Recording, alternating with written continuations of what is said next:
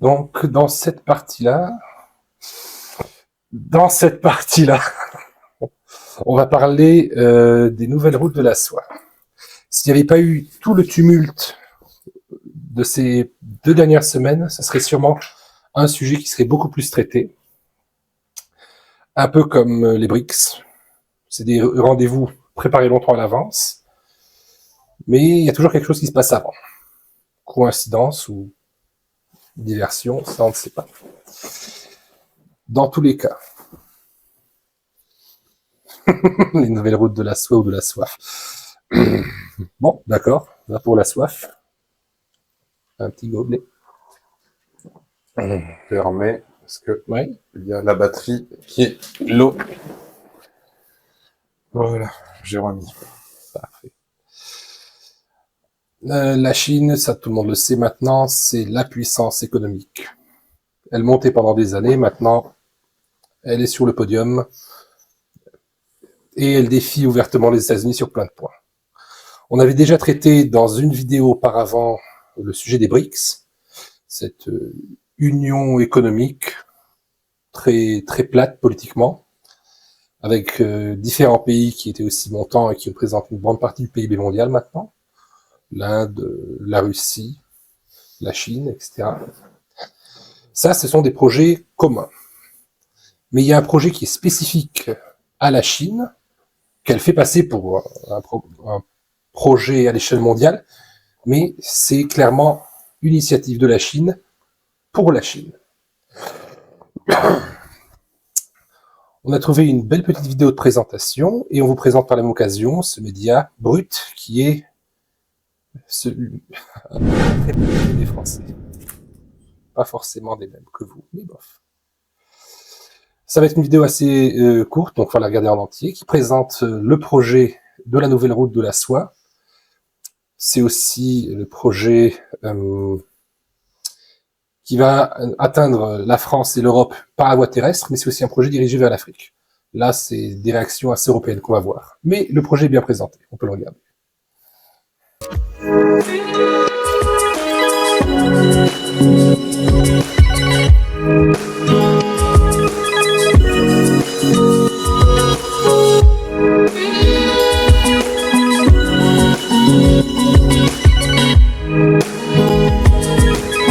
Si les investisseurs ne viennent que pour avoir accès aux meilleures technologies, Voilà. sans que ça puisse profiter ni à la France, ni à aucun autre pays européen, ils ne sont pas les bienvenus. 共建“一带一路”倡议源于中国，但机会和成果属于世界，共创亚洲和世界的美好未来。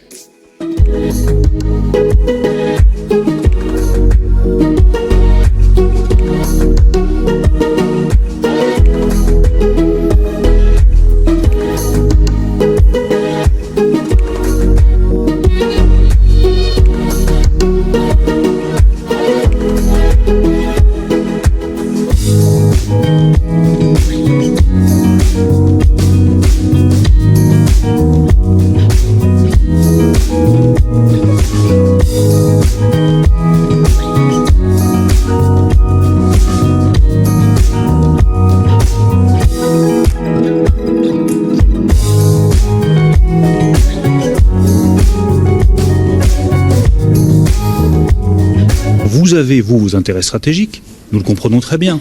Mais nous, Français, nous avons aussi nos intérêts stratégiques.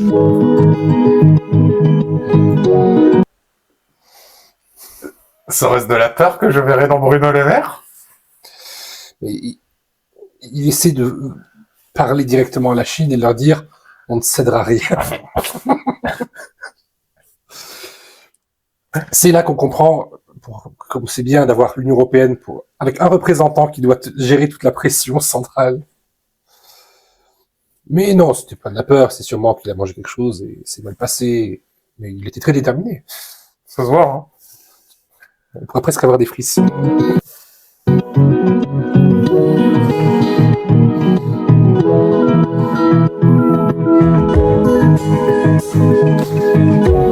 Et l'initiative des routes de la soie. Là, il n'y a pas de la peur, c'est le bon élève. Et à côté, le professeur qui vérifie que la leçon était bien apprise. Ouais. Que vous avez proposé au monde, Monsieur le Président, est un geste extrêmement structurant qui peut contribuer à la stabilité, au développement, à la coexistence pacifique entre les peuples.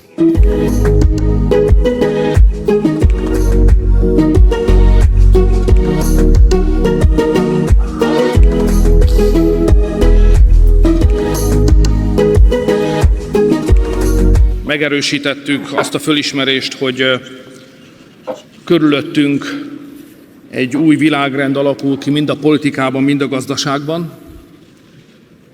Ebben az új világrendben Ázsiának és Kínának a szerepe jelentős mértékben megnövekedett és nőni fog a jövőben. Pénzügyi és technológiai értelemben is meghatározó erővé vált. Közép-Európa ezt a fejleményt üdvözli.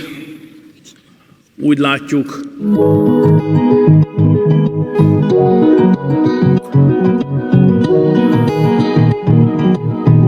il nostro obiettivo con questi accordi è cominciare a riequilibrare una sproporzione per cui c'è tanto made in Cina che viene in Italia e troppo poco made in Italy che va in Cina.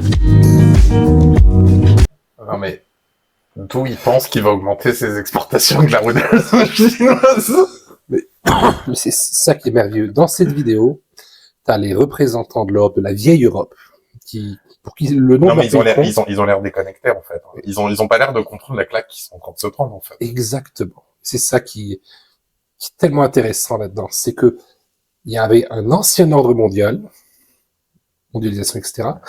Et il va y en avoir un nouveau qui se prépare. Tu avais le modèle américain occidental, et là, le modèle asiatique BRICS. Et toutes ces réactions qui semblaient un petit peu déconnectées de la réalité, c'était des personnes qui étaient ancrées dans l'ancienne économie. Oui, oui, et ils n'arrivent pas à se mettre, pour eux, ils sont encore, ils pensent que c'est une lubie ou que ça va échouer, je sais pas, tu vois.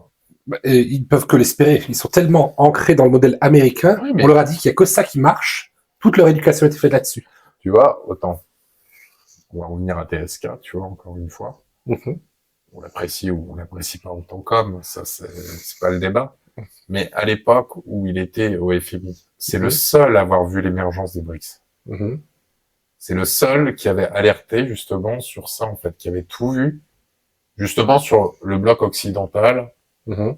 D'ailleurs, tout le monde se foutait de sa gueule, tout le monde lui disait mais oui, mais bien sûr, Dominique, mais bien sûr, mais et finalement, tu vois, ça devient une réalité. Et malgré tout, c'est devant leurs yeux. Mhm.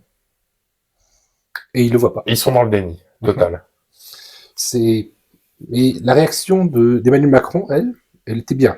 Il sait que la Chine, on peut pas la prendre de haut maintenant. Ça, c'est fini, ça. Là où Bruno Le Maire était encore câblé sur l'ancien logiciel, on dit, non, il y a la Chine, mais il y a la France. Et on accepte sous certaines conditions. Macron, je pense qu'il l'a compris malgré tout, Oui. le rôle des BRICS. Tu vois, parce que tu verrais pas ce rapprochement vis-à-vis de l'Indien ces derniers temps, enfin, le Mhm. président indien. Je sais plus, là, ils vont changer de nom, ça va s'appeler, je sais plus quoi. L'Inde ne s'appellera plus l'Inde, là. Oui, ils vont réutiliser un ancien nom. Mais, tu vois que Macron, il essaye de garder, il veut sa part du gâteau dans Oui, c'est dans ça. l'émergence des Macron a BRICS. compris le nouveau paradigme qui s'annonce et il pense qu'il pourra en faire partie.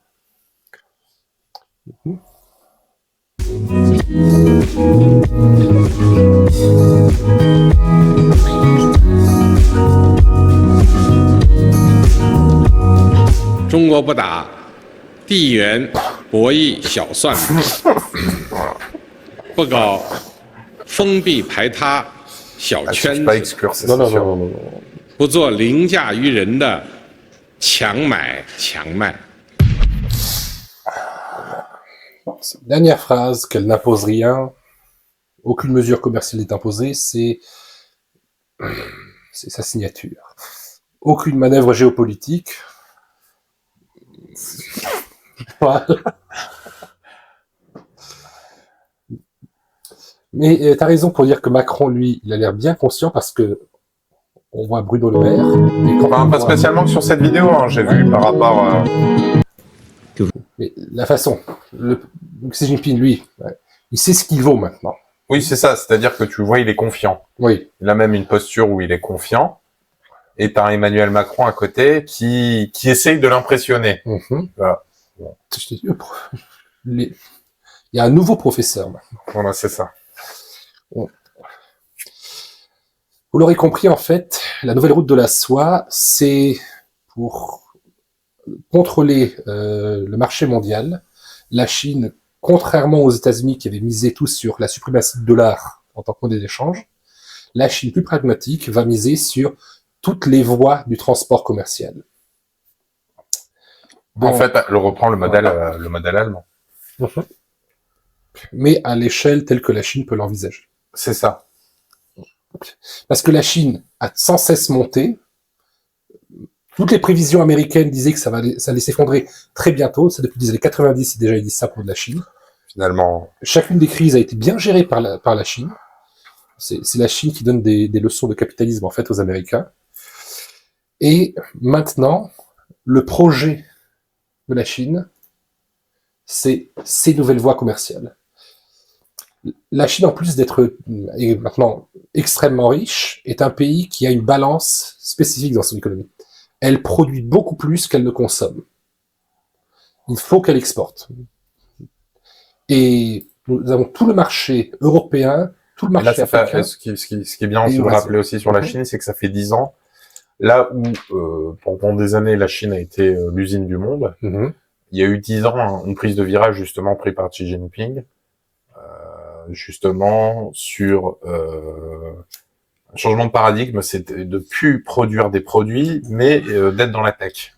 Ils essayent depuis 10 ans, donc on commence à voir énormément dans la téléphonie, on a vu énormément de produits arriver sur les marchés nord-américains et européens, de la téléphonie chinoise de bonne ou mauvaise qualité. Il y en a pour tout, il y en a pour tous les tarifs, tous les porte-monnaies, et toutes les spécificités.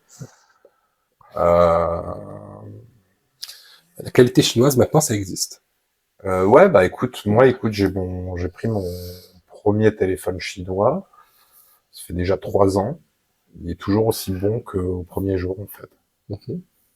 Ils sont pas encore, ça va peut-être arriver après par la suite, mais ils sont pas encore dans le principe de l'obsolescence programmée. Ça viendra certainement ensuite. Ça va venir, parce que le but, justement, il est de renforcer l'image qu'ils font des bons produits avant de mettre en place cette politique d'obsolescence programmée que ont fait les Occidentaux.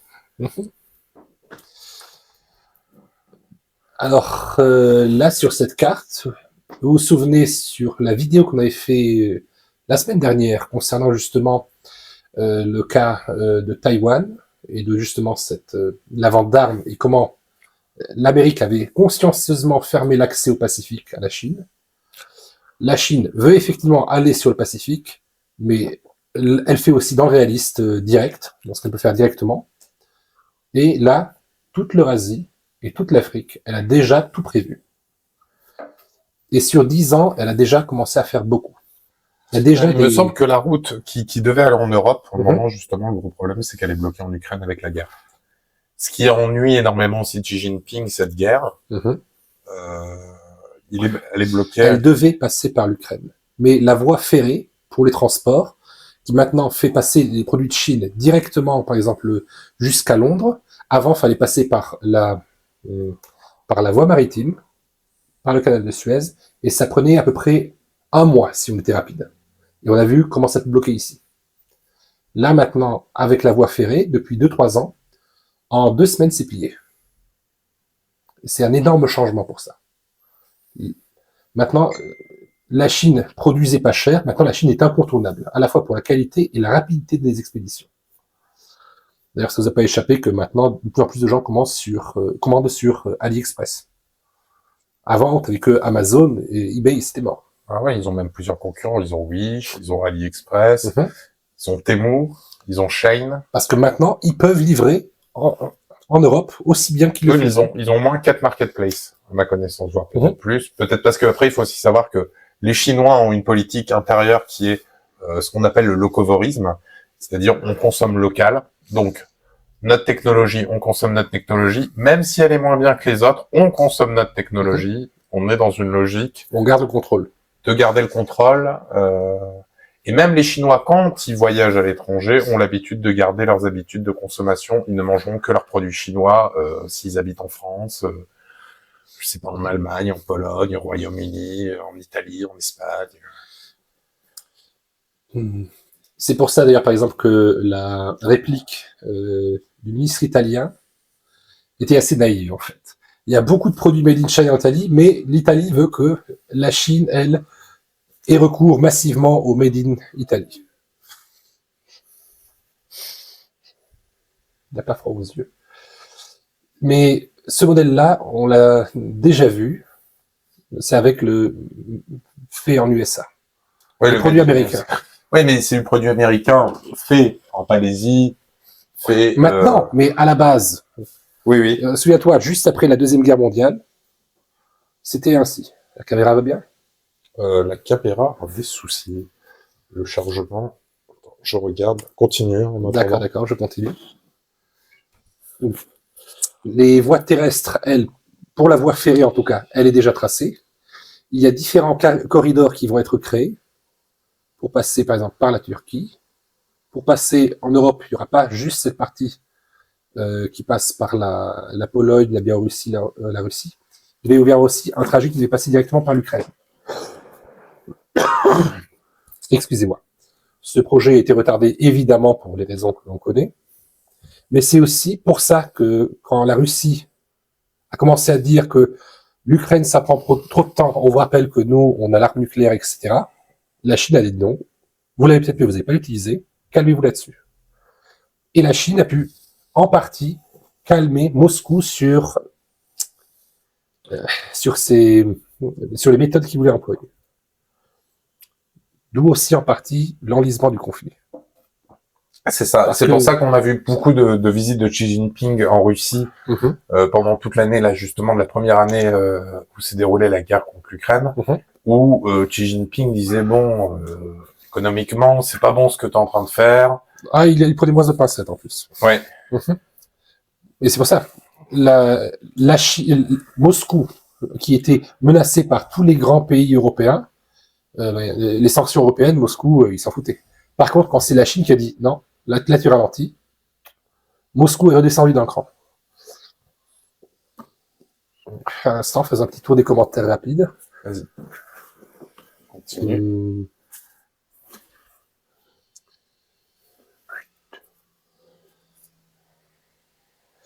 Vagabond dit, ils veulent s'affranchir du canal de Suez et de ses royalties. Le canal de Suez, en fait, plus que s'affranchir, je pense qu'ils veulent soit en prendre le contrôle, soit en transformer les droits. Ils auront les moyens à un moment d'imposer leurs règles sur le canal de Suez. C'est pas encore le cas, mais ça viendra. Bruno Le Maire, seul contre 1 milliard. C'est bien ça. Le rêve italien envahir le marché chinois. Non, mais les Italiens sont des romantiques, ça, on le sait tous. Comme les Allemands. Ah oui, mais le romantisme allemand a quelque chose de plus sec. D'homme mort. Xi dit ça pour se distinguer de l'UE ou de l'OMC, qui leur impose des choses politiques en plus des traités de libre-échange. C'est vrai. Comme pour les BRICS, il disait que il n'y avait aucun conditionnement pour les prêts, pour les grosses sommes monétaires qui devaient se déplacer. Au début, on dit que c'est de bon cœur, c'est des prêts, allez-y, profitez-en, on vous impose rien. Bien vu. Le rêve italien. Vagabond dit assez simple de ne consommer que du chinois quand ils voyagent, tout est déjà produit chez eux. C'est vrai. Quand le chinois vient à Paris pour visiter, il a déjà sa cuisine sur place.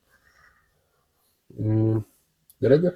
Ouais. Non, vas-y, je vais essayer de trouver une solution, parce que là... Bref, du patriotisme économique, encore un gros mot. Ben oui, l'Union européenne, ça devait être un marché ouvert à la base. Et la Chine, ben, elle comprend, un marché ouvert, c'est un marché dans lequel elle peut s'intégrer.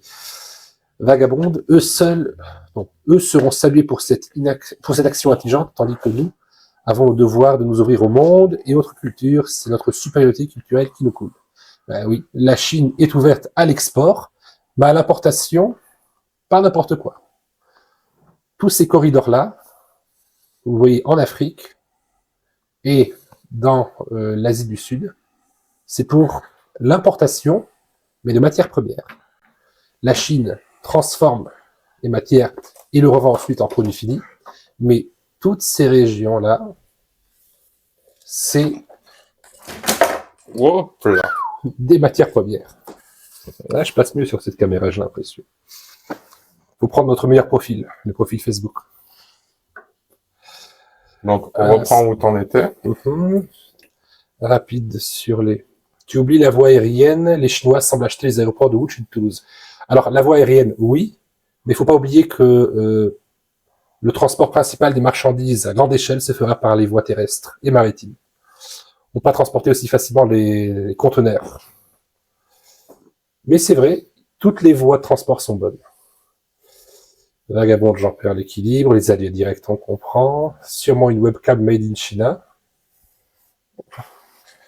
Tu confirmes? C'est un téléphone portable made in China. La preuve, le drapeau rouge sur l'écran. Le son est OK. Ils sont partout, les communistes. Ce sera coupé du YouTube. Bon, c'est les seuls à voir ça. Peut-être, peut-être pas, on verra. Nous sommes vraiment des privilégiés, le mystère résolu. Voilà. Donc, repassons à ce sujet. Si on en parle maintenant, c'est parce que justement se déroule ce mardi et ce mercredi le troisième forum des nouvelles routes de la soie, avec les invités qui sont des personnes les plus représentatives. À l'instant, voilà. Donc, vous voyez le tracé, vous voyez quels sont les pays les plus concernés par le projet. Donc forcément, l'invité de marque, c'est l'homme aux longues distances. L'homme aux cheveux courts et aux idées du même format. Ben, il faut des personnes de marque et des personnes qui ont la confiance pour vendre un bon projet. Et c'est tout naturellement que la Chine s'est dit, on va prendre Vladimir Poutine. S'il défend le projet et dit qu'il n'y a rien à cacher, c'est que c'est sûrement vrai. Sans doute. Laissons-le parler, voyons. La liberté de parole est sacrée pour lui. Ah, j'en profite avant de lancer le direct, de vous présenter le média CGTN. Vous connaissiez sûrement Sputnik, qui a fait beaucoup de bruit, surtout quand il a chuté. Là, c'est un média chinois qui est francophone. Vous pouvez consulter le site depuis la France. Justement, Adam me parlait de ce média-là, je ne le connaissais pas du tout, j'en pris en même temps que vous, je sais pas si vous Если говорить о инициативе председателя Си Цзиньпиня, один поезд, один... Il faut se frotter aux différentes propagandes quand on n'en a pas l'habitude. Comme ça fait bien travailler les petites cellules grises. Le CGTN, c'est China Global TV Network, un truc comme ça. C'était pour répondre aux chaînes d'information continue qu'il y avait en Amérique. Le projet date déjà d'il y a plus de 40 ans. Sous cette forme, il est apparu il y a 20 ans.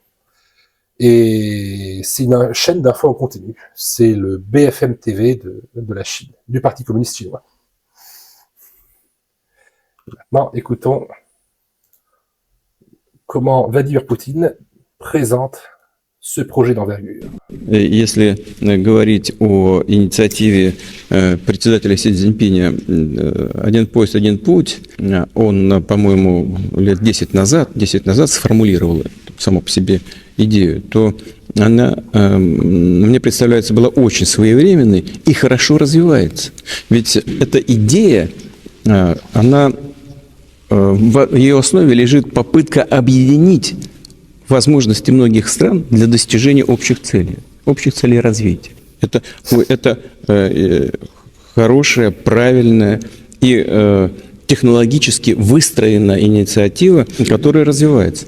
Да, мы видим, что кто-то воспринимает ее как попытку Китайской Народной Республики кого-то под себя подмять, но мы не видим этого. Мы видим просто желание к сотрудничеству. Поэтому мы приветствуем вот эту инициативу председателя Си Цзиньпиня. Вместе работаем и готовы, и будем работать дальше. И наши вот собственные идеи по поводу...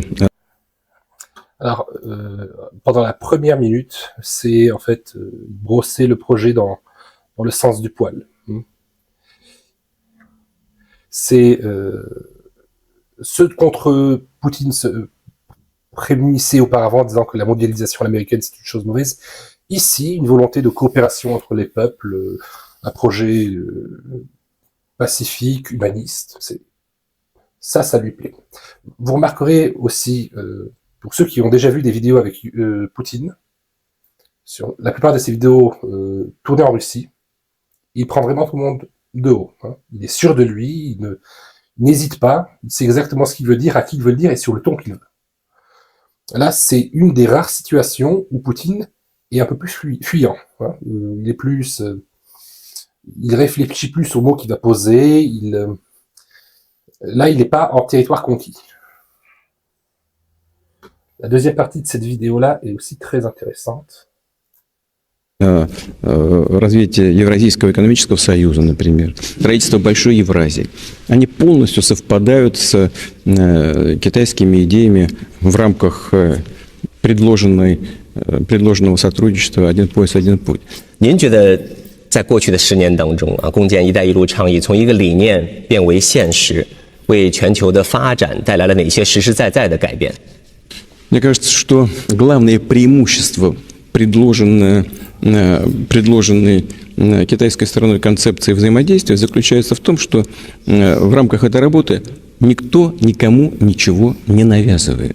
Все это идет в рамках поиска не только приемлемых решений, но таких проектов и таких способов достижения общей цели, которые приемлемы для всех.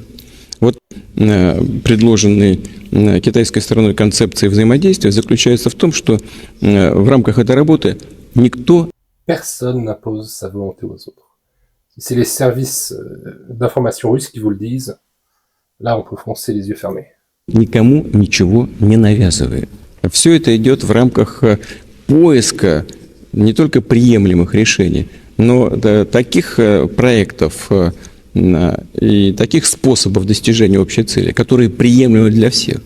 Вот это для сегодняшнего Китая под руководством председателя Си Цзиньпиня является такой, ну, чтобы, как бы сказать, особенностью в выстраивании отношений с другими. Никто ничего никому не навязывает, не заставляет.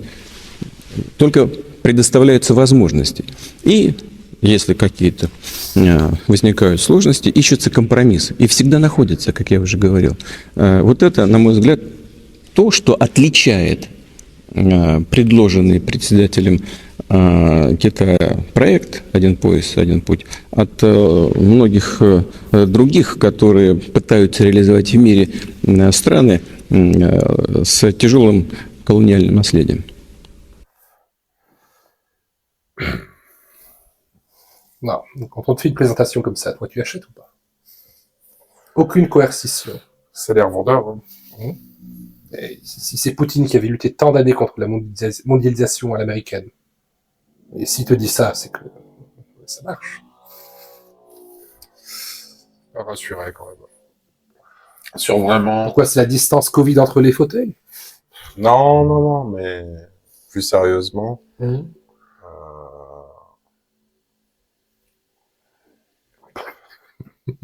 Les Russes, dans l'histoire, nous ont prouvé qu'ils n'étaient pas forcément toujours fiables sur leurs engagements. Alors, tu voudrais dire que peut-être les méthodes russes trouveraient un écho dans les méthodes chinoises? Peut-être ça pourrait permettre à la Russie de gagner un peu plus en puissance sur le monde et de faire en sorte que ses anciens ennemis deviennent ses futurs alliés, vois-tu. Et en fait, quand on approche le sujet du point de vue américain, c'est plutôt ça. Parce que l'hégémonie américaine, comme on la présente, elle s'est déroulée en plusieurs façons, par l'économie avant tout. Et les États-Unis, menaient la barque avant, connaissent ces méthodes parce qu'eux-mêmes les ont déjà employées.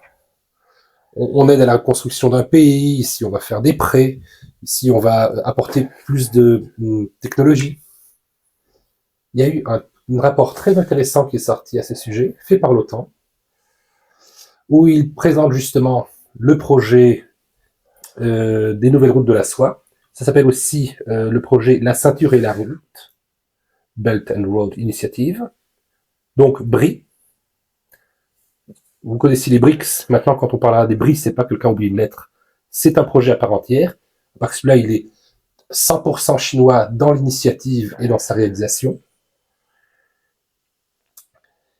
Et dans le rapport, il y a justement les Asiatiques connaissent les failles qu'on peut tirer de ce genre de modèle.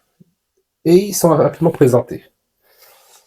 Le document explore ensuite les risques spécifiques de l'abri de faire peser sur l'Occident, parmi lesquels le financement et la construction d'infrastructures pouvant faciliter l'expansion militaire de la Chine, l'encouragement de pratiques de prêts opaques, véritable piège à endettement, le peu d'attention accordée à la durabilité environnementale. Maintenant, ça c'est notre discours, la durabilité environnementale. Avant, c'était pas celle des Américains. La facilitation de l'espionnage, notamment par le biais de la route de la soie numérique. L'approbation de pratiques de travail douteuses et le fait de fermer les yeux sur la corruption qui affaiblirait les efforts internationaux visant à une meilleure gouvernance. De toute façon, je pense que le rapport écologique, c'est juste une façon masquée de dire on va réduire les consommations en Europe et dans ce bloc-là. Donc, qui dit on réduit la consommation, on réduit les produits manufacturés. Et je pense que c'est leur dernier aboiement, enfin, tu vois. C'est là que tu vois, en fait, quand on commence à perdre la partie, on dit qu'en fait, maintenant on a un autre but. Mais les États-Unis savent qu'ils ne vont plus assurer ce train de consommation. Et là, tu as le bloc chinois qui vient et qui dit nous, on peut vous assurer une telle consommation encore pendant plusieurs générations. Achetez chez nous, pas en Amérique. C'est pour ça que les Américains et l'OTAN seront le plus opposés à ce projet parce que eux, ils connaissent toutes ces ficelles. C'est eux qui les ont créés. Ils sont en train d'utiliser enfin... Oui, ils utilisent les méthodes américaines qui ont fait leurs preuves et c'est marié à la Chine maintenant qui, elle, a les moyens de mettre ça en œuvre de façon beaucoup plus grande. Parce que le dollar, ça a marché correctement. Le fait que tout le monde devait s'aligner sur le dollar. Mais quand c'est quelque chose de plus terre à terre, plus tangible, une route de commerce, quelle que soit la stratégie que tu veux, la route, elle est là. Les marchandises vont passer. Il y a des marchés. La Chine a les produits et elle veut les exporter. Mais ce n'est pas juste un projet économique. Sinon, l'OTAN ne s'en occuperait pas. Ce serait une mission pour le FMI ou c'est ça. Comme ça. Si l'OTAN s'en préoccupe, c'est parce que justement, il y a la crainte militaire. Il y a la crainte militaire. Après tout, l'empire du milieu s'est pris pour le centre du monde, et tout s'annonce que ça va redevenir le centre du monde économique et géopolitique aussi. Parce que c'est ça. La Chine n'est pas juste une concurrente des États-Unis sur le point de vue de l'économie, mais aussi de la géopolitique. Et on l'a vu, justement. La Russie, qui l'a calmé? C'est pas les États-Unis. C'est pas les sanctions européennes. Limite, ça a même encouragé l'économie russe à se développer. Oui. C'est la Chine. C'est Xi Jinping qui lui a dit arrête tes conneries, quoi. Voilà. Dans l'interview qu'on a vue, c'est l'un des rares documents où on voit Poutine qui sait qu'il n'est pas en position d'avantage. C'est pas un vassau de la Chine, mais il doit faire avec eux. C'est qu'il a réussi à trouver le terrain d'entente qui montre à Poutine de le calmer, en fait. C'est qu'il a son intérêt à se calmer aussi, tu vois. Comme sur la carte on l'avait présenté, les routes exportatrices, c'est pour tous les produits chinois, et tout ce que va passer en retour sur ces routes, ce seront des matières premières. Et là, ça avantagera surtout les pays qui ont des matières premières. L'Europe, pour l'instant, c'est plutôt un nid de consommation à sens unique. Quand il parle dans ce document, par exemple, des pièges à endettement, c'est ça qui est intéressant, parce que là où on dit qu'il n'y a pas de coercition, que chacun est libre de faire ses choix, il y a déjà plusieurs pays qui se sont fait avoir. Le projet a déjà 10 ans d'application. Et on a l'exemple du Sri Lanka,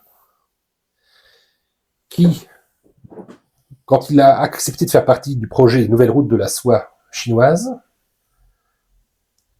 c'est surendetté. Il a accepté d'énormes prêts. La Chine, elle a les moyens de donner. Elle a dit que ce projet, pour elle, c'était 1000 milliards de dollars. C'est ce qu'il dit officiellement. C'est déjà plus de 1200 dans les prévisions les plus basses. Donc, avec un tel pactole, vous pouvez vraiment proposer à tout le monde des prêts super. Le Sri Lanka, lui, a mordu à l'hameçon. Il s'est endetté de façon abyssale. Et qu'est-ce que alors la Chine a demandé pour avoir en guise de dédommagement? C'est tout un port. Et la tête du président. Mais ça, c'est une autre histoire. C'était il y a quelques mois. Je sais pas si tu avais vu passer l'info. Non, je pensais que c'était secondaire, là. C'est déjà le fait que pour l'instant, pour le Sri Lanka, la Chine a dit on efface votre dette, mais vous donnez le droit total sur la presqu'île pour 99 ans. Quand on se fixe ce genre quand tu fixes ce genre de conditions, c'est que tu sais que tu ne crains rien, que tu peux écraser toute l'économie du pays et le pays avec en un claquement de doigts. Ça, c'est déjà un premier bel exemple de personne n'est obligé, mais quand vous signez ensuite, soit vous tenez vos promesses, soit sinon on exige de vous des choses faramineuses. Sur la carte aussi, là par exemple, il y avait Djibouti. C'est très récent, mais déjà Djibouti a dû céder l'accord pour une base chinoise. Tu vois, à quelques kilomètres de la base française. De la base française et de la base américaine. Qui est un des plus gros points navals de la marine nationale française, justement, Djibouti. Tu peux être sûr que chaque marin qui est dans la marine nationale, il va forcément passer par Djibouti, quoi. C'est un des nerfs de la guerre, s'il y aurait une guerre. Et là, vous voyez, hein, le modèle américain et les anciens types de colonies avaient permis d'avoir base américaine à Djibouti. Les Chinois lancent le projet il y a 10 ans et ils ont déjà leur base militaire sur place. On va faire un peu les commentaires parce que il y en a eu plusieurs qui sont passés.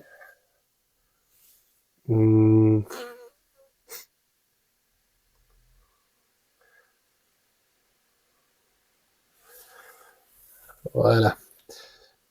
Vagabonde, excellent, correct, à tout point nommé. Quand ça met des bâtons dans les roues de l'Occident, il sera content, Poutine. Oui, Poutine a misé sur le bon cheval, en fait. De toute façon, l'économie russe... De toute façon, il n'avait pas le choix. Il n'avait pas le choix.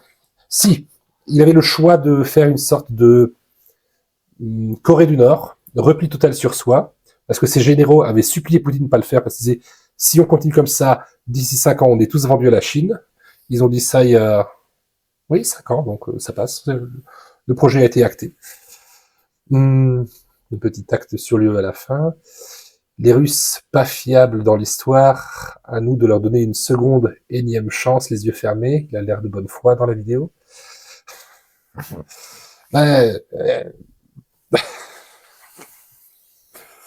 Dire à un ancien des services secrets maintenant de faire du marketing pour la Chine. Et surtout avoir l'air de bonne foi. Compliqué, se sent compromis. Comment on fait pour avoir l'air de bonne foi? Ça fait des années que j'ai pas pratiqué. Avec tous les enfants ukrainiens qu'il y a à voir, qui a l'air d'avoir mangé Poutine. Attends. Avec tous les enfants ukrainiens qu'il a l'air d'avoir mangé, Poutine aura bien besoin de plus de chevaux pour le porter. Peut-être qu'il veut cette route pour pouvoir faire venir les plats chinois plus vite. Bah oui, s'il s'agit juste de cuisine, la Russie commence à devenir bien gourmande. Mais c'est ça aussi. La Chine impose de ralentir sur l'Ukraine. Ça veut dire que elle veut passer par l'Ukraine. Elle a déjà les plans. Donc, soit il aurait mené son projet en main éclair et il aurait effectivement réussi à poser son gouvernement fantoche sur l'ensemble de l'Ukraine. La Chine aurait dit d'accord, tout est ok. La Russie n'a pas été assez forte, n'a pas été assez rapide, et la Chine a dit non, ben alors là tu te calmes et peut-être après tu vas rétropédaler. Les derniers commentaires, et à l'avenir, s'ils ont besoin de s'allier militairement, matériel russe et chair à canon chinoise, ça peut être haut en couleur. C'est ça, ben, on ne place pas des bases militaires en vue d'une grande période de paix. Au contraire. C'est ça. L'Amérique, elle, par sa proximité, a pu couper la Chine de l'ensemble du Pacifique. Mais l'Eurasie, la Chine, elle est comme chez elle maintenant. C'est l'Afrique qui est justement le point de retournement le plus intéressant. Pour nous, les Européens, avant, on pensait, surtout les Français... En fait, la Chine va valoir très cher, l'Afrique va valoir très cher. Ça va être le point de bascule, en fait, dans les négociations entre les deux blocs. Mm-hmm. Celui qui récupère l'Afrique a gagné. A gagné. Et, justement...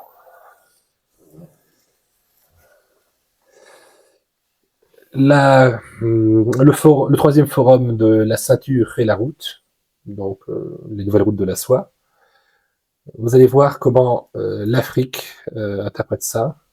Ça se passe à Beijing, donc Pékin. Avant on disait Pékin, maintenant comme le vocabulaire de la Chine va s'imposer, on utilisera Beijing. Après il faut qu'ils musclent le soft power chinois, et ça par contre ils ont un gros déficit. Non, c'est vrai. T'as déjà vu des vidéos de propagande chinoise comme c'est bien fait? C'est pas encore assez exporté. Moi, je dis, t'as envie d'y croire.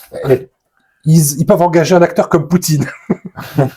Alors, question soft power, ça va envoyer du lourd, tu vas voir. Non, moi, je suis pas convaincu.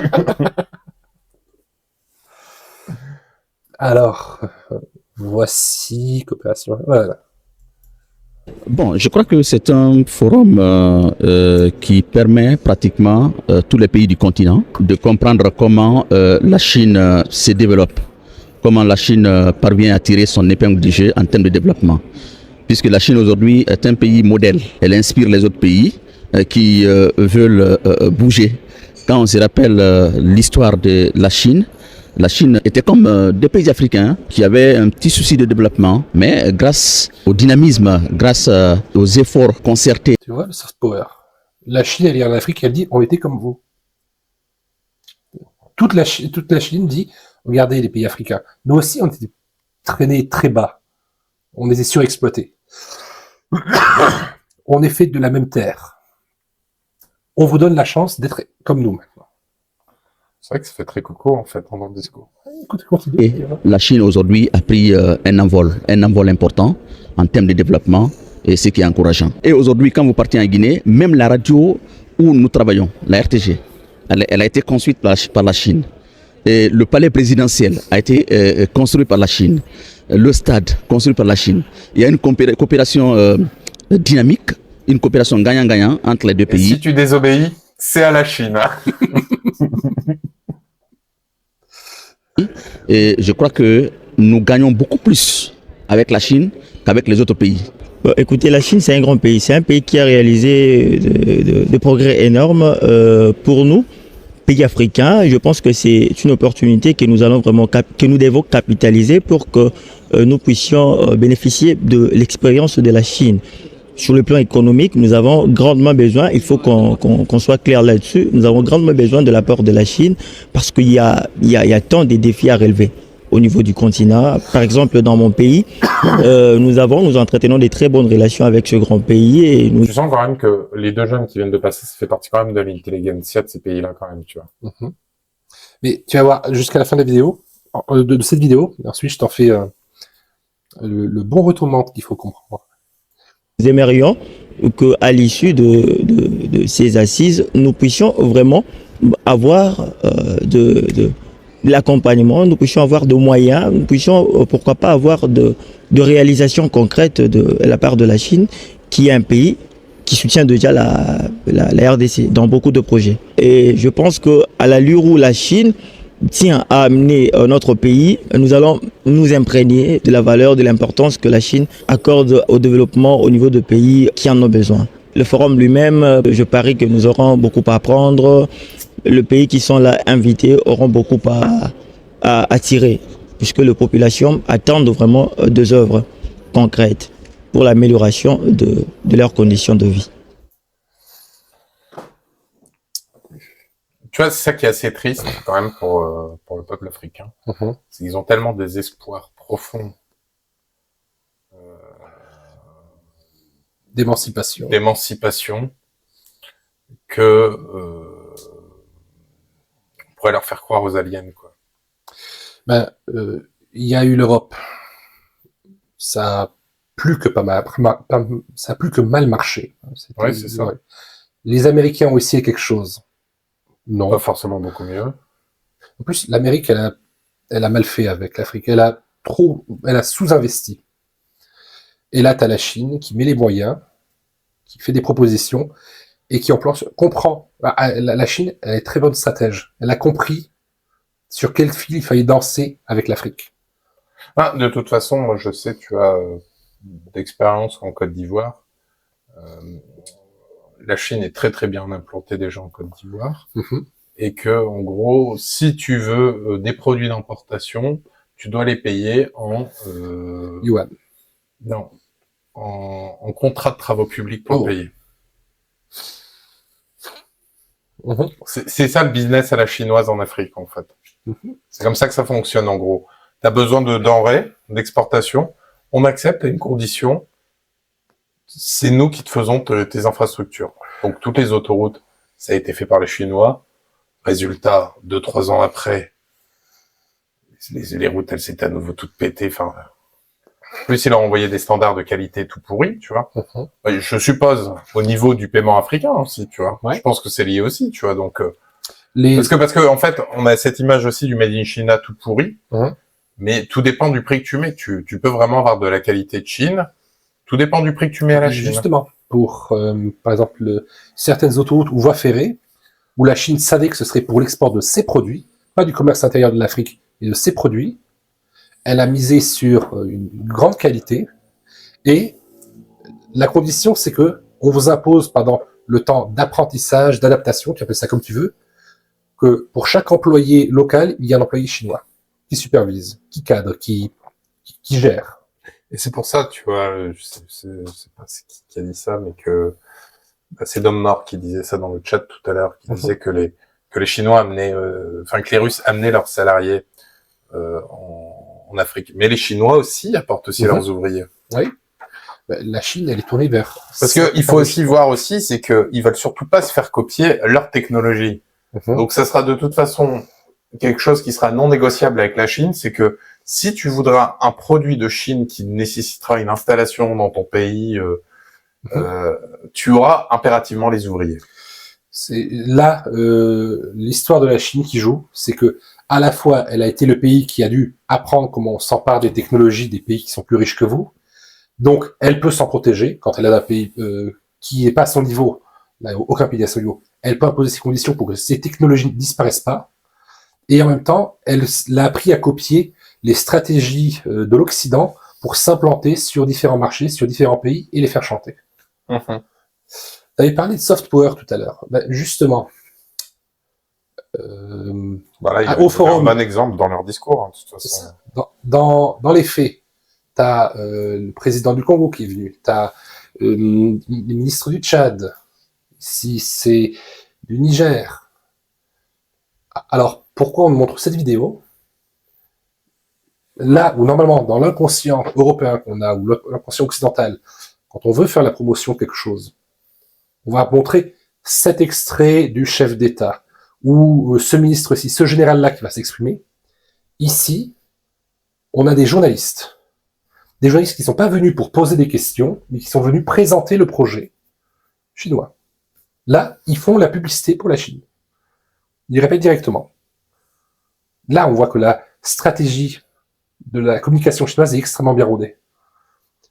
Là où, quand on voit, nous, certains, un président du Niger ou de la République démocratique du Congo, on dit, non, ça c'est le chef d'État, il n'est pas stable. Mais là, on voit les journalistes, on se dit, non, ça c'est l'intelligence du pays. Eux, ils savent ce qu'ils disent. On peut faire confiance à leur parole. Et ça, c'est très bien trouvé. Encore une fois, sur Twitter, vous verrez que c'est CGTN français. La fameuse chaîne chinoise.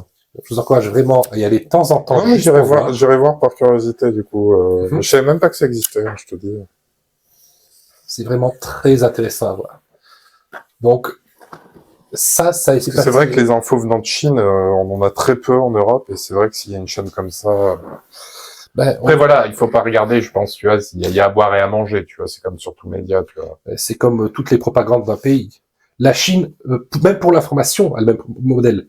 Elle n'autorise pas les journalistes de l'étranger à venir en Chine, mais elle exporte ses journalistes, son point de vue à l'extérieur. Ces routes de la soie, ici, créent, malgré le fait que pour l'instant c'est toujours le dollar qui est la monnaie de référence, elle crée tous les liens qu'il faut pour être sûr d'avoir une mainmise sur des consommateurs, avec des grands marchés de consommateurs, et des matières premières et de nouveaux marchés, parce qu'elle va créer les marchés ici qu'il faut pour pouvoir exporter ses productions. Et ça, normalement, vous auriez dû le savoir, dû en entendre parler dans les journaux, mais c'est passé sous les radars. Et je me demande parfois si c'est pas fait exprès. Si c'est pas volontaire, ouais.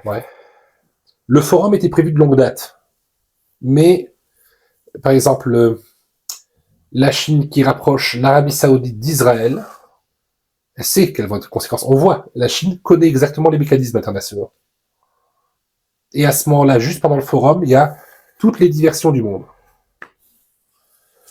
Là, c'est vrai, on pourrait peut-être verser dans le complotisme. Non.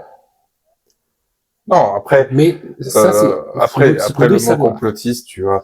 Là, on est sur des faits réels. Il y a un affrontement entre deux civilisations. À partir du moment où nos médias occidentaux sont pas transparents avec ce qui se passe dans le bloc adverse, on a le droit de se poser des questions. Mais encore une fois, la Chine, elle a réussi à rapprocher l'Arabie Saoudite d'Israël, là où les États-Unis avaient péniblement réussi à faire rencontrer un chef palestinien avec un chef d'Israël. Moi, il y a quand même une image quand même dans le bloc occidental, tu vois, qui m'a marqué. Après, on aime ou on n'aime pas le personnage. J'ai envie de te parler de Trump. Moi, j'ai cette image quand même historique où tu vois Trump en train de serrer la barre à Kim Jong-un. Et pour moi, ça, c'était l'inédit. J'ai trouvé cette image marquante, tu vois. Oui. Historique. Mais c'est marquant à l'occidental. Oui, parce que justement, hein, c'est un rapprochement inédit. Personne ne l'avait fait, en fait. Et encore moins un président américain, tu vois. Tu te dis... Mais ça a donné quoi? Il est reparti 2 jours après. Bah, il est reparti, oui, certes, 2 jours après. Puis après, il est en fin de mandat. Et après, c'est Biden qui est arrivé. Donc, mais tu sais pas ce qui aurait pu... Oui, mais t'avais aussi Clinton avec Yasser Arafat et... je me souviens plus comment il s'appelait. Le président d'Israël à ce moment-là. Il y avait la photo, ça passait bien. Il y a eu le symbole, mais il n'y a rien eu ensuite. L'Amérique n'a pas soigné les alliances qu'elle envie de créer. Alors que la Chine, elle est là, elle vient, elle parraine. Oui, mais tu vois, justement, les Américains étaient reprochés par ces pays-là, justement, d'être des importateurs de guerre perpétuelle. Trump a arrêté les guerres progressivement. Donc, il y avait peut-être un début de dialogue qui allait pouvoir. Peut-être, potentiellement. On le sera jamais. On le saura jamais. Trump avait dit qu'il voulait faire revenir sur l'Amérique sa richesse et ses forces armées. C'est ce qu'on appelle se replier. C'est un repli stratégique. Oui, c'est ça. Là où la Chine, elle, justement, est en export. Trump a dû sentir que la Chine allait mener la barque à ce moment-là. Comme il y avait Macron. Macron n'a pas l'air naïf sur la vidéo de présentation. Il dit exactement ce qu'il faut dire pour bien orienter la barque. Là où tu as par exemple le ministre italien qui est dans l'ancien discours. Il est dans la rêverie totale. C'est vrai. Les Italiens avec les États-Unis, qu'est-ce qu'ils ont apporté aux États-Unis, les Italiens? Depuis longtemps, pas grand-chose. Voilà. La pizza, peut-être? Non? Allez, on va aller dans les stéréotypes, la mafia. Justement, on prendra celle qui est en Asie, les triades, par exemple. Du local. Du local. Faut consommer du local. Imagine, si la triade s'expand dans tous les pays BRICS, tu sais. Oh, ça va être quelque chose. Hein. Il y aura un renouveau des films avec Jackie Chan où il est un policier. On le voit pas assez souvent maintenant. Donc voilà, ça c'était une vidéo pour présenter les nouvelles routes de la soie. En quelqu'un vous parlera de brie, vous savez que c'est pas forcément le fromage. On va voir. Si vous avez, on va lire les commentaires, mais n'hésitez pas à poser plus de questions. Parce que le sujet est assez vaste, mais c'est très intéressant et c'est bien de savoir ça déjà à ce moment-là, parce que c'est déjà un projet en cours, mais qui ne s'est pas fini. Il y a encore Ça beaucoup ça fait longtemps qu'ils en parlent, mais on sent, tu vois, la concrétisation. On va arriver au bout du bout, tu vois. J'ai plus l'impression qu'en fait, c'est l'Occident qui peut plus faire semblant que c'est quelque chose d'abstrait. Le rapport de l'OTAN, il date de quand? De 3 ans seulement, c'est tout? Ouais. Le projet avait été évoqué une fois il y a, je sais pas, 15 ans, il y a 12 ans. Il a été lancé officiellement il y a 10 ans. En 10 ans, toutes les tracés qu'ils ont fait, toutes les alliances qu'ils ont menées, la Chine maintenant, c'est costaud. Oui, et puis surtout que ça demande quand même un énorme... Enfin, tu vois, on peut au moins le reconnaître, ce succès. Ça demande quand même un gros effort diplomatique pour mettre d'accord tous ces ensembles de pays qui sont tout autour pour pouvoir réussir à ficeler un tel projet, quand même. Ouais. C'est quand même un travail d'architecte, tu vois. D'ailleurs, on pourrait se demander si, justement, tous ces antagonismes qu'il y a entre pays africains ne seraient pas le reflet des manques de savoir-faire qu'il y avait quand les Européens essaient de venir, quand les Américains essaient de mettre ça à leur sauce, etc. La Chine, elle vient et elle met presque tout le monde d'accord très vite. Les journalistes, ils parlaient pas juste au nom de leur pays, ils parlaient au niveau du continent. Oui, mais tu vois, s'ils viennent avec leur discours, oui, nous, on a été comme vous, regardez, suivez-nous, on va vous aider. Du point de vue d'un Africain, il va se dire, bah, qu'est-ce qu'on a à perdre? Ouais. On a qu'à gagner. On ne peut que y gagner. Enfin, tu vois, c'est, dans leur vision, c'est... Et la Chine, comment elle se présente? Elle dit, la Chine, on était comme l'Afrique avant. On était sous-estimé par les grands de ce monde. Suivez-nous et vous aurez votre part du gâteau. Alors, Eddie Malou. La Chine achète littéralement Eddie Malou. Eddie Malou. C'est facile. En fait, c'est... je sais pas si tu connais What the Cut. Non. C'était une série de vidéos d'Antoine Daniel qui allait chercher les bizarreries du web, à peu près une dizaine d'années. Et il a été très populaire. Ça m'étonne que tu connaisses pas, parce que ça te ferait bien rire, je pense. Et à un moment, il y avait Eddie Malou, un grand symbole du Congo. Et il parle de la congo-leximatisation des lois du marché du Congo et de la nucléarité des rollers. Voilà. Alors oui, il faudra que j'aille voir ça. Vagabond qui dit la Chine achète littéralement l'Afrique et ça ne dérange personne. Là, il y a l'air d'avoir un consentement du côté africain, donc comment on peut... La Chine n'a pas imprimé cet argent. On a acheté tout le temps chinois. Alors forcément, la Chine allait avoir un tel capital à un moment donné qu'elle pourrait se permettre d'aller acheter ce qu'elle veut. On peut pas dire que c'est antidémocratique ce que les Chinois ont fait, c'est justement de la démocratie. Comme Macron, on exploite les failles de la démocratie pour faire son marché. Voilà. Par contre, là où je pense que les Africains sont mal préparés, c'est que ils leur proposent de créer leurs infrastructures pour les tenir en otage, comme le cas du Sri Lanka. Parce que au départ, c'était le port. Ouais. C'était consenti. Le président a commencé à désobéir à la Chine. Qu'est-ce qui est arrivé? Ils ont bloqué le port. Donc, ils ont bloqué les exportations et les importations du pays. Je te laisse imaginer, tous les Sri Lankais, ils ont fini dans la maison de la villa présidentielle. Ouais. Donc, il est là le piège, et il y a déjà eu un antécédent. C'est arrivé il y a un an, hein. Je te parle, hein. Oui, mais la fois que tu en parles, ça me revient en tête. Mais justement, ce que je veux dire, c'est que on dirait que la Chine va refaire quelque chose à l'Afrique que l'Afrique a déjà connu. Des promesses, de l'investissement. C'est l'histoire qui recommence. Et alors que ce qu'il devrait apprendre de la Chine, c'est la façon dont elle s'est montrée résiliente pendant un certain temps, a appris vraiment de tous ceux qui l'exploitaient, pour ensuite exploser et donner et imposer ses lois. Vagabond qui dit, y a-t-il encore une chance pour les Européens de tirer leur épingle du jeu en apprenant à compter avec la Chine? Ou est-ce fichu pour de bon? C'est plutôt mal barré pour le moment. Oui et non. La Chine unit l'Afrique, mais va diviser l'Europe. Oui. Ça se voit déjà avec la scission à nouveau qui réapparaît entre l'Europe de l'Ouest et l'Europe de l'Est. Il y a, au début des années 2000, on disait, ça y est, l'Europe de l'Est est dans l'européenne, ça va s'homogénéiser, ce sera un gros bloc. Mais depuis 10 ans, justement, depuis le début du projet, la scission, la fracture Est-Ouest, elle elle a recommencé à vibrer. Les investissements asiatiques arrivent en Europe de l'Est. Par contre, on ne sait pas pourquoi, mais l'Asie n'a pas envie d'investir dans la France ou dans l'Espagne ou dans l'Italie. Mais ça, c'est lié aux sanctions européennes. Mhm. Ça refroidit, quoi. Et puis, il y a pas que ça, genre. Là, pour revenir, peut-être la France, elle aura peut-être son épingle du jeu, mais ce sera pas avec la Chine directe, ce sera avec d'autres États membres du BRICS qui, éventuellement, s'ils sont un minimum malins, mais qu'ils envoient surtout pas Bruno Le Maire. C'est une mauvaise idée. Attends, mais regarde, en fait. S'ils sont un minimum malins,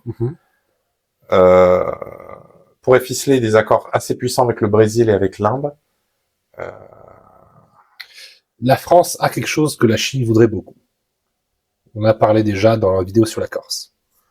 Le Pacifique. Les îles sur le Pacifique. Et ça, la France, si elle voit que les États-Unis c'est mort, elle pourrait être tentée de dire, bon, on retourne notre veste, on va donner, je vous montre sur la carte, ce qui se passe par ici, vous voyez, toute cette partie-là. Il y a différentes îles, notamment ici, plus à l'ouest. Vous avez la Nouvelle-Calédonie, vous avez la Polynésie.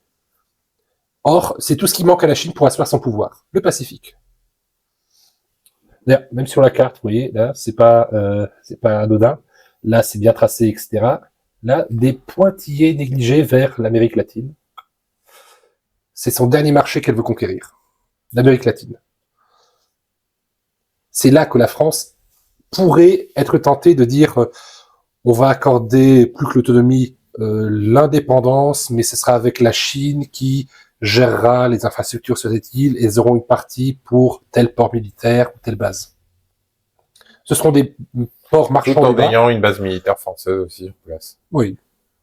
Ce sera la façon dont l'épingle du jeu dont la France, parce que la France n'aura qu'une épingle, ce sera celle-là. Ouais, c'est vrai. L'Italie, comme d'ailleurs la France sous Sarkozy et Hollande, pense importer de la quantité mais exporter de la qualité. En Occident, l'Italie vend bien des voitures, des vêtements, des bijoux. Mais justement, le marché est en berne. C'est le marché du luxe, en plus. Le marché du luxe, ça va, il se porte encore bien. C'est la seule chose, par exemple pour l'Italie, c'est sûrement l'une des dernières cartes qu'elle peut jouer. Ouais. Le marché du luxe. Et encore, LVMH, quand même un mastodonte qui est en train de tout bouffer, tu vois. Oui. Et une fois qu'on a un mastodonte comme ça, qu'est-ce qui empêcherait la Chine, enfin, le parti communiste chinois, de dire, bon, ce groupe-là nous intéresse, on va leur faire une offre, qu'ils ne pourront pas refuser. J'en doute que la famille Arnault lâchera les bijoux de famille aussi facilement. Bon. Oui, ce sera pas facile. Vagabond. Oui, c'est consenti d'un côté en Afrique, mais le sentiment anti-chinois y est déjà croissant. C'est vrai. Par exemple, pour tous les ports qui ont été construits par la Chine, ben, les ports, c'est sur la mer et c'est des ports de commerce. Donc, les ports de pêche, eux, sont tout simplement rasés pour fabriquer des ports de commerce. Et c'est ça déjà, ça soulève des protestations dans ces parties-là. Mais en plus, par exemple, les protestations qu'on entend le plus, c'est quand les Chinois arrivent dans une partie du Maghreb, où le Maghreb, lui, a déjà assez de la présence européenne dans son marché du travail, et maintenant, tu as des Chinois qui viennent pour proposer des investissements, mais disent non, mais on impose aussi notre personnel pour tout ce qui est cadrage. Ce qui crée des difficultés, notamment avec l'adhésion de l'Algérie dans les BRICS. Oui. L'Algérie, elle s'est grillée, en fait, sur ce coup-là. Et là, il y a une carte... Moi, j'attends des représailles. Malgré tout, je pense qu'il va y avoir des représailles européennes sur l'Algérie, que ça va être méchant, ce qu'ils vont leur réserver. Parce que le corridor vers l'Europe, il est dans les deux sens, ici. La Chine, elle veut que l'Europe soit qu'une partie de l'Eurasie. Une partie où elle pourra ponctionner beaucoup de richesses. Le marché ici sera très consommateur. Et pour ce que veut faire la Chine, ça suffit. Ensuite, ce qu'est l'avenir de l'Europe, il est beaucoup moins radieux, c'est vrai.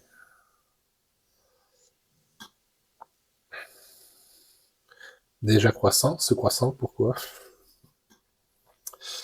Voilà. Donc voilà pour ce sujet. un peu complexe, mais qui devait être, on devait en parler, parce qu'on avait fait les BRICS, c'était la partie vraiment économique de toute cette expansion, mais là on a la vision géopolitique aussi. Libre sans coercition, excepté si vous vous endettez, donc voilà. Mais je vous garantis que le prochain sujet va être captivant. Et on va apprendre des choses. Des belles choses. Un instant, est-ce que tu es en train de dire que ce sujet n'était pas captivant? Même la caméra en est tombée à la renverse. Le prochain sujet tient aussi à cœur, il va vous faire plaisir. Les chiffres, on peut leur faire dire ce qu'on veut, et l'INSEE les fait chanter, elle les fait danser. Bon, on va se revoir dans 10, peut-être même 15 minutes, le temps de remettre la caméra, si on peut. Donc, 10 minutes, je pense qu'on sera 10 là. minutes, ça va le faire, d'accord.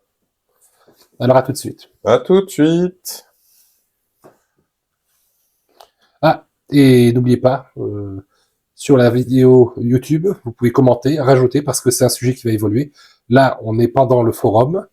Dans quelques jours, il y aura les premiers bilans. Vous pouvez les regarder dans les médias et aussi sur la chaîne chinoise, parce que il y aura des pépites, j'en suis sûr.